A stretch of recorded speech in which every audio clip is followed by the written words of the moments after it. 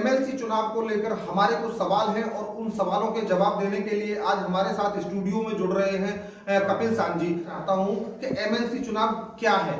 प्रत्याशी अपने उस बैलेट पर अपील करता है और एमएलसी वोटर से अपील करता है कि मेरे नाम के आगे एक लिख करके मुझे सपोर्ट करें। तो जैसे इसमें गिनती स्टार्ट होती है एक, तो पहले तो एक का क्या महत्व है और क्या इसमें 2, 3, 4, 5 की भी प्रक्रिया होती है।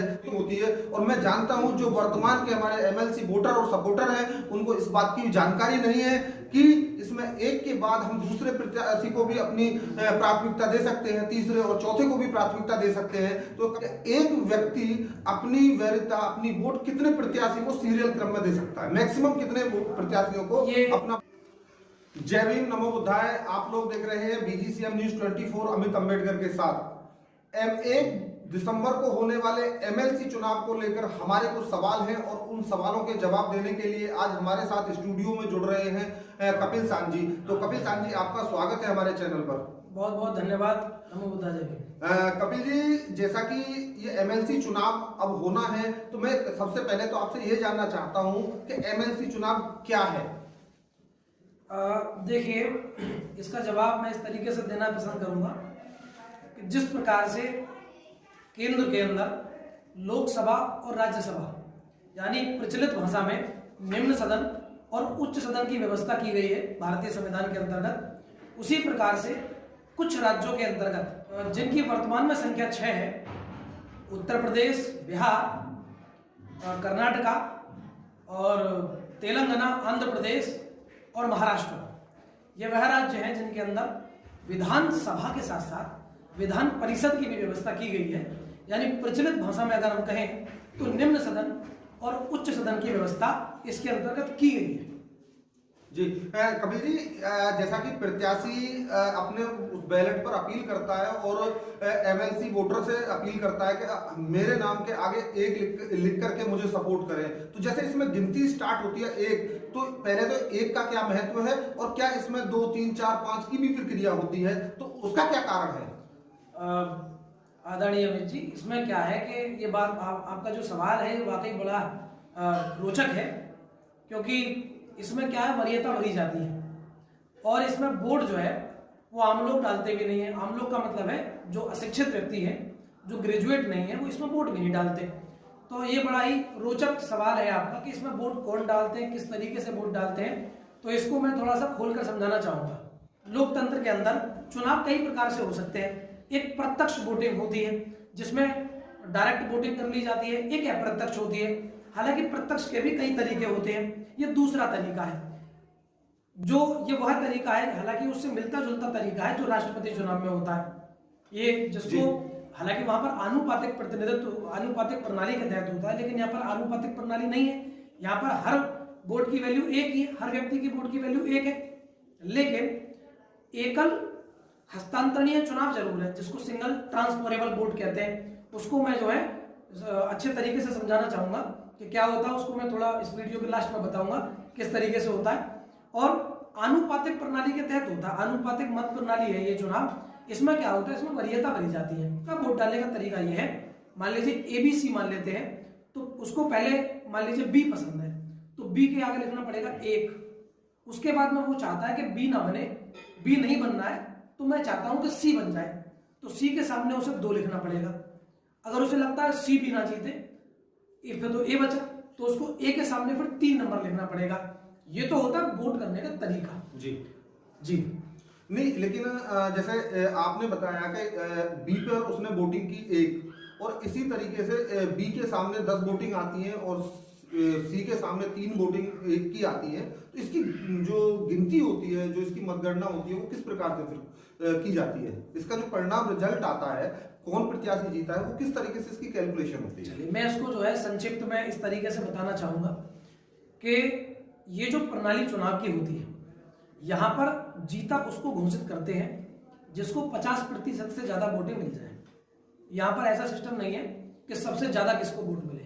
यहाँ पर देखा जाता है 50% से ज्यादा किसको वोट मिली है। अब हम ये मान के चलते हैं जो 50% वोट 1 नंबर वाली होनी चाहिए। जी जी जी बिल्कुल। जिसकी प्रथम वरीयता यानी प्रेफरेंस भरा जाता है। और मान लीजिए किसी की 50% नहीं आई, आप ये उदाहरण बतौर ये मान के चलिए कि मान लीजिए 100 सीटें, ये 100 वोटें हैं टोटल, और 100 में से 45 वोट जो है एक नंबर को दे दी गई, ए को दे दी गई कि 45 लोग चाहते हैं कि पहले नंबर पर ए चुनाव जीते जी। लेकिन अब चूंकि तीनों में भरना है तो दूसरे नंबर पर मान लीजिए उन्होंने 35 भर दिया, मतलब बी को 35 लोगों ने प्रीफरेंस दे दी पहले स्थान पर जी। और जो सी बचा उसको 30 लोगों ने प्रीफरेंस दे दी, सॉरी 20 लोगों ने 45 35 80 और 20 40 100, तो 20 लोगों ने सी को प्रीफरेंस दे दी। अब होता क्या, कोई भी नहीं जीता, क्योंकि एक की 45% वोट आई, एक की 35% वोट आई, एक की 20% वोट आई जी। अब इसमें क्या होगा, इस चुनाव को ये होता है इसका फर्स्ट राउंड, पहला राउंड हो गया, ठीक है। अब चूंकि 50% किसी की भी नहीं आई, इसीलिए दूसरे राउंड की मतगणना शुरू करी जाती है जी। तो जो सी होगा उस सी की पहली वरीयता तो खत्म हो जाएगी क्योंकि वो तो हार जीता ही नहीं, तो उसकी पहली वरीयता को तो कर दिया जाएगा कैंसिल। अब उसकी बची 2 वरीयता। अब ये मान लीजिए कि उसमें 2 वरीयताओं में 20 में से 18 लोग चाहते हैं कि बी बने जी, मतलब बी को वरीयता दी गई दूसरे स्थान पर जी, और जो सी ए है उसको दी गई पहले नंबर पर, 2 लोगों ने वरीयता दी, तो उनकी वरीयता बी और ए के खाते में जाकर के जुड़ जाती है जी। जो 35 थी 18 लोगों ने दूसरे स्थान पर पसंद किया और दूसरी मतगणना चल रही है तो 35 के साथ साथ में 18 भी जोड़ दिए जाएंगे जी, उसके खाते में जोड़ दिए जाएंगे। अब 35 और 18 मुझे लगता है 53 होते हैं और 53 हो गए तो यहां पर क्या है, ए चुनाव हार गया और बी जीत गया।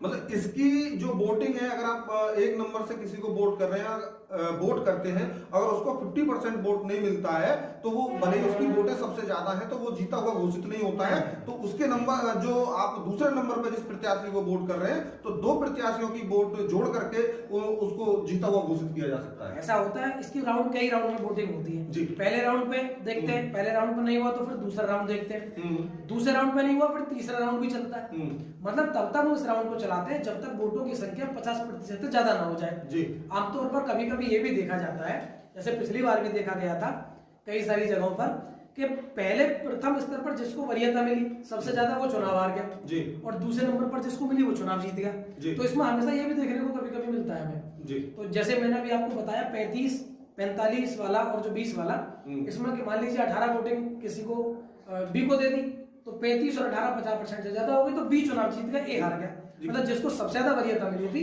वो चुनाव हार गया पहले राउंड में और दूसरे वाला जीत गया जी। कपिल जी, एक चीज और मैं जानना चाहता हूँ कि जो इसमें दूसरे राउंड तीसरा राउंड जो चलता है उसमें जो जोड़ने का प्रत्याशियों का वोट बैंक, किस प्रत्याशी के साथ कौन सा वोट किसका जो जोड़ा जाता है, वो क्या कैलकुलेशन होती है?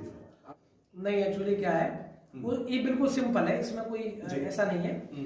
मान ली जैसे ए तक मैंने पहले बताया 3 प्रत्याशी थे, आपने ए को 45 दे दी, बी को 35 दे दी, सी को 20 दे दी जी।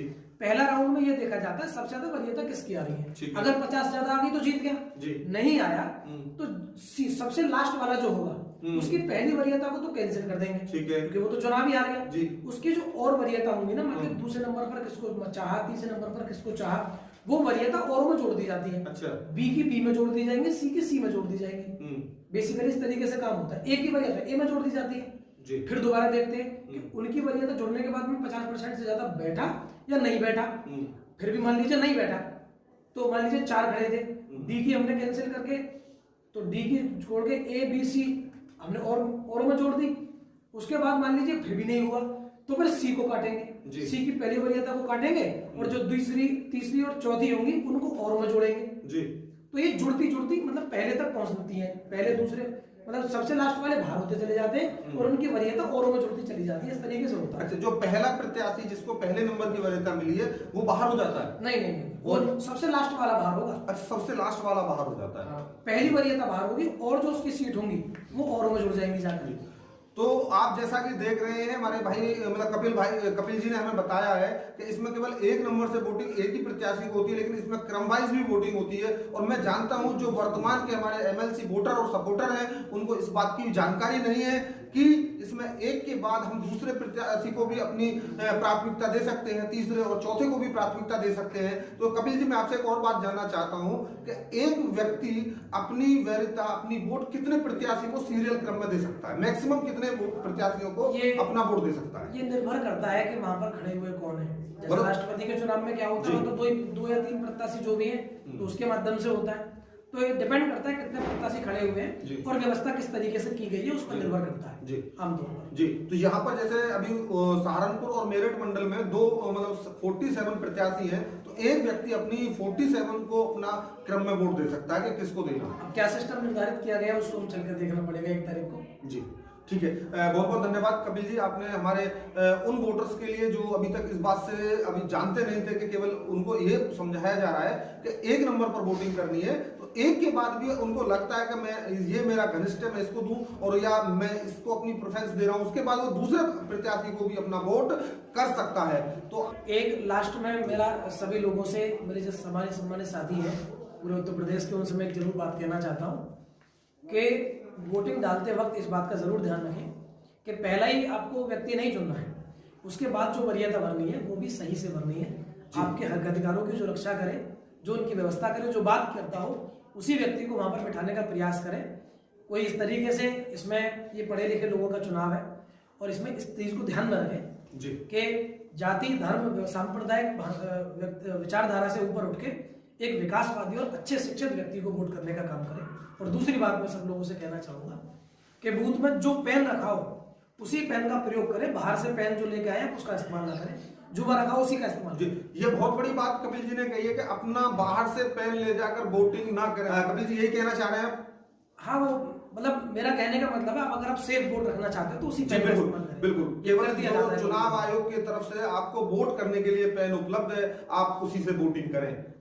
जी बहुत बहुत धन्यवाद कपिल जी आपका। तो आपके लिए विशेष जानकारी हम अपने चैनल के माध्यम से दे रहे हैं, तो सभी एमएलसी वोटर्स इस वीडियो को हर एमएलसी वोटर तक शेयर जरूर करें।